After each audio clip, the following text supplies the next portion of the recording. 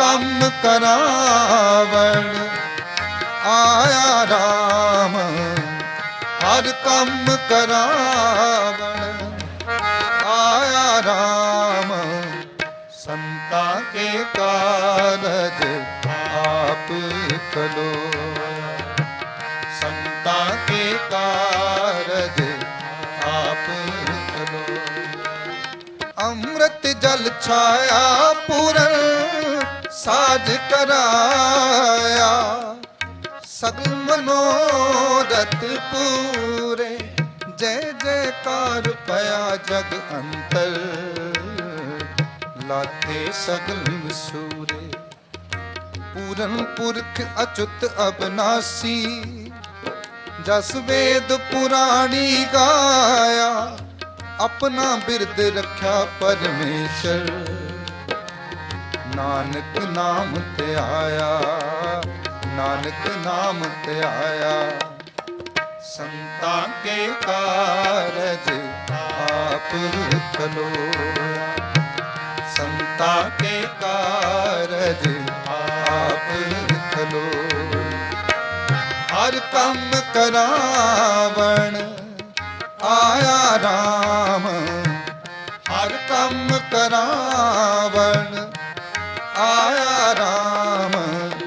ਸੰਤਾਂ ਕੇ ਕਾਰਜ ਆਪ ਖਲੋਇਆ। तू मेरा पिता, तू है मेरा माता। तू मेरा पिता, तू है मेरा माता। तू मेरा बंधप, तू मेरा बंधप, तू मेरा भ्राता, तू मेरा पिता। तू मेरा राखा सबनी गाई, तू मेरा राखा सबनी गाई। तापो के तापो के काड़ा जियो, तू मेरा पिता, तू है मेरा माता। तू मेरा बंधप, तू मेरा भ्राता, तू मेरा पिता।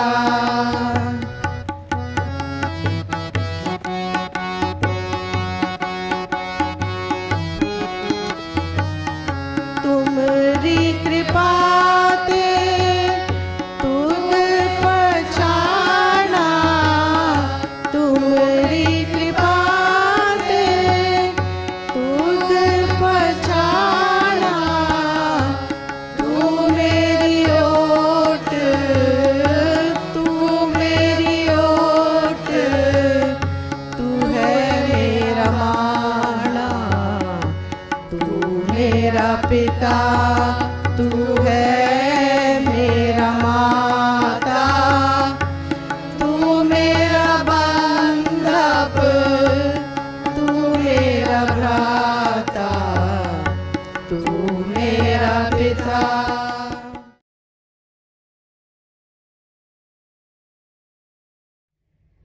प्यारे बुज़ुर्गों, माताओं, भाई और बहनों, विश्व आध्यात्मिक सम्मेलन इसीलिए किया जाता है कि हम अध्यात्म के रास्ते की जानकारी पाएं।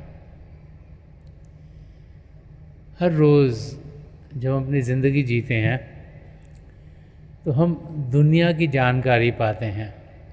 हम मन इंद्रियों के घाट पर जीते हैं और जो हमें आँखों से दिखता है, कानों से सुनता है, नाक से सूंघते हैं, ज़ुबान से चखते हैं, वो स्पर्श की इंद्रिय है।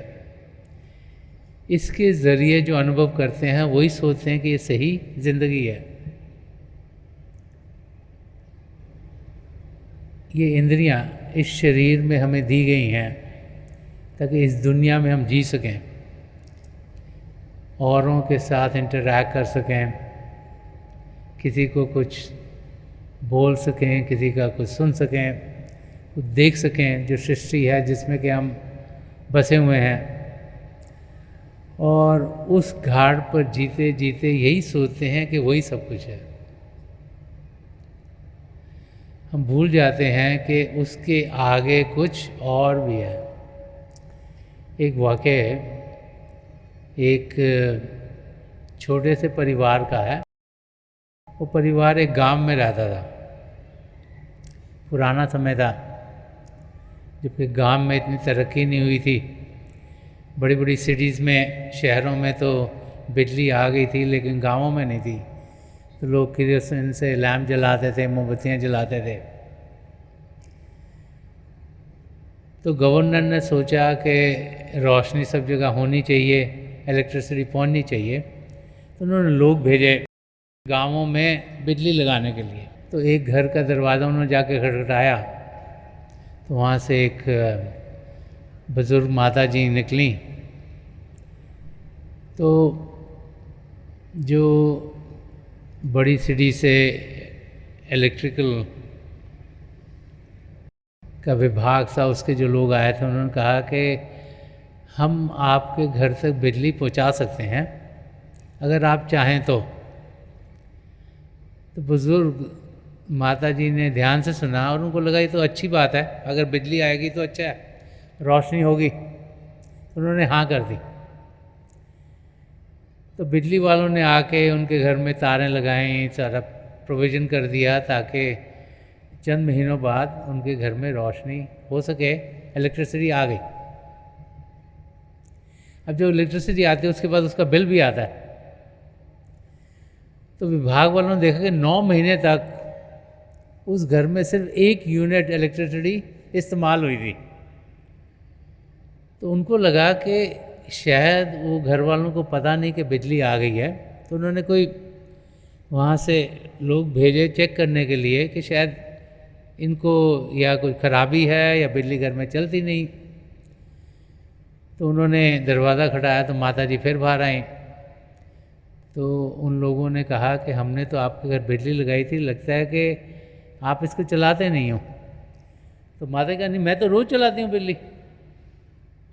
तो कहा आप रोज़ चलाती हो बिजली, तो आपको तो 1 यूनिट 9 महीनों में सिर्फ 1 यूनिट आपने यूज़ किया, तो अब कैसे इस्तेमाल करते हो? तो माता जी कहती हैं कि जब रात को अंधेरा होता है मैं बिजली जलाती हूँ, फिर अपना केरोसिन लाइट ऑन कर देती हूँ, बिजली को बंद कर देती हूँ। बिजली होते हुए भी उसका वो इस्तेमाल नहीं कर रही थी। यही हालत हम सब की है। हम सब के अंदर वो शक्ति है जिसके ज़रिए हम कौन हैं, हम कहाँ से आए, हमारा रिश्ता नाता पिता परमेश्वर के साथ क्या है, उन सब की जानकारी हमें मिल सकती है। लेकिन हम अंदर की दुनिया में उस शक्ति के साथ जुड़ते नहीं। पिता परमेश्वर हमसे दूर नहीं। जिन्होंने सृष्टि रची वो कहीं आसमान में नहीं, हम सबके भीतर हैं। बार बार महाप्रभु समझाते हैं कि हम उस शक्ति के साथ जुड़ सकते हैं और जगमग जगमग हो सकते हैं। हम मन इंद्रियों के घाट पर जीते हुए बाहर की अंधेरी रात में जी रहे हैं। उसमें रोशनी हो सकती है अगर ध्यान अंदर की ओर करें, और अंदर की ओर ध्यान करना ही आध्यात्मिक रास्ता। उसे आध्यात्मिक रास्ता कहें, रूहानी रास्ता कहें, स्पिरिचुअल अवेयरनेस कहें, स्पिरिचुअलिटी कहें। अपने आप के अंदर प्रभु के साथ जुड़ना, पहले तो अपने आप को सही रूप में जानना, फिर ये जानना कि शरीर के आगे कुछ और है, जिसे सेल्फ रियलाइजेशन या आत्मा अनुभव कहा गया, और फिर उस आत्मा का मिलाप परमात्मा से कराना, यही अध्यात्म का रास्ता है। तो कॉन्फ्रेंसेस इसलिए की जाती हैं कि अलग अलग धर्मों को जानने वाले जब अपने विचार हमारे सामने रखते हैं तो हमारी समझ में ये आता है कि अध्यात्म का रास्ता एक ही है। भारी रूप से हम प्रभु को किस तरीके से याद करते हैं, किस तरीके से खोजते हैं, किस तरीके से अपने अपने धर्म स्थानों पर जाकर हम पिता परमेश्वर की पूजा करते हैं, उनको याद करते हैं, वो तरीके शायद अलग हो सकते हैं, लेकिन जो अंदरूनी रास्ता है वो हर एक धर्म का एक ही है, और वो है शांत अवस्था में पहुंचना। कोई कहता है हमने समाधि लगाई, कोई कहता है हमने मेडिटेशन की, कोई कहता है हम प्रेयर विद साइलेंस कर रहे हैं। वो है शरीर को शांत करना और मन को शांत करना, और शरीर की शांति में और मन की शांति में असलियत की जानकारी पाना। हम सब चाहे अमीर हों या गरीब हों या पढ़े लिखे हों या अनपढ़ हों, एक कल्चर के हों या दूसरे कल्चर के हों, एक भाषा बोलते हों दूसरी भाषा बोलते हों, तो कोई फर्क नहीं पड़ता। हम सब पिता परमेश्वर को जान सकते हैं। संत दर्शन सिंह जी महाराज ने एक जगह फरमाया, वो फरमाते हैं कि मिलेगा रूह को परवाज़ दे के देख जरा, करीब है उसे आवाज़ दे के देख जरा, कि पिता परमेश्वर को हम ज़रूर पाएंगे। हमने क्या करना है, रूह को उड़ान देनी है। पिता परमेश्वर हमारे बहुत करीब है, हमारे भीतर बैठे हैं, उससे करीब तो हो ही नहीं सकते, लेकिन हमें उन्हें एक लगन से पुकारना है, एक प्रेरणा से पुकारना है, एक सिंसेरिटी से पुकारना है। और जब एक लगन से प्रभु को हम पुकारते हैं तो उनकी नज़दीकी हमारे अंदर खुद ब खुद खुलनी शुरू हो जाती है। जो शब्द अभी हमने सुना वो गुरु अर्जन देव जी महाराज का कहा हुआ है, वो हमें समझा रहा है कि सृष्टि जिसने रची, पिता परमेश्वर से अलग अलग नामों से पुकारा जाता है। कोई उन्हें गॉड कहता है, कोई भगवान कहता है, कोई ईश्वर कहता है, कोई उन्हें अल्लाह कहता है, कोई वाहिगुरु कहता है, कोई यहोवा कहता है। अलग अलग नाम हमने प्रभु को दिए। संत दर्शन सिंह जी महाराज फरमाते थे कि 1000 नाम हैं, हर नाम से पुकारो से, कि हज़ारों नाम तो हम इंसानों ने पिता परमेश्वर को दिए हैं, हम उसे हर नाम से पुकारें, लेकिन पुकारें सही। कुछ फ़र्क नहीं पड़ता किस नाम से हम प्रभु को पुकारते हैं, लेकिन उन्हें पुकारें, उन्हें याद करें, उनकी ओर ध्यान दें, ये जानें कि सृष्टि को रचने वाले वो एक हैं।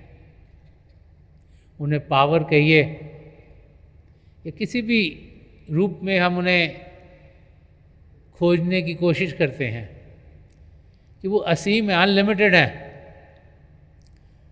उनका कोई ऐसी शेप नहीं जिसके अंदर वो बंद है,